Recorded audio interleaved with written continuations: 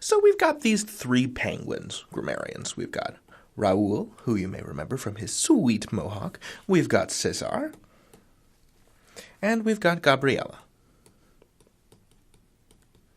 Three Magellanic penguins from Argentina. Whoop. And they are all different amounts of happy.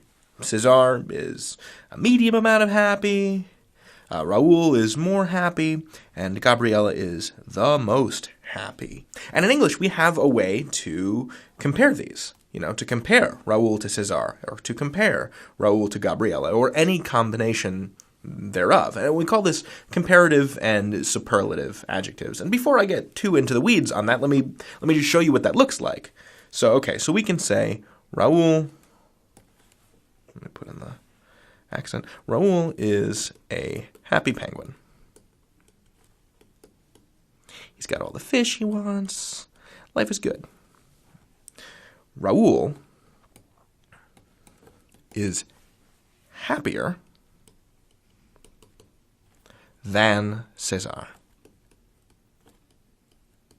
This is what we call a comparative, because we're comparing Raoul to Cesar, and we're comparing their happiness levels. And Raoul has more happiness in him than Cesar does. Poor Cesar. However, Gabriela is the happiest penguin. Ta-da! The happiest is something that we call superlative in English. So it's not just a comparison, right? It's not Raoul is happier than Cesar. Gabrielle is happier than all the other penguins. She is the happiest. She is the happiest. She's the most happy. So one way to think about this is that Raoul's happiness is slightly larger than Cesar's happiness. But Gabriella's happiness, this double plus, is unbeatably more than both of them. And I'm going to use a made-up math symbol. Boop, boop, boop. Like super greater than. Undisputed. She is the happiest penguin. Because the comparative is the same thing as saying more.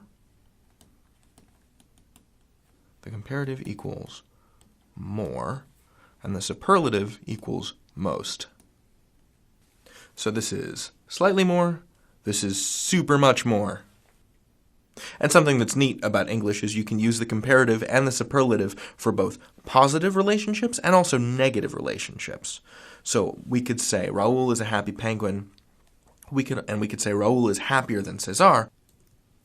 We can also say Cesar is less happy than Raoul. So this is comparative, but it's going the other way, right? Cesar is less happy than Raoul, so then we'd use the less than symbol.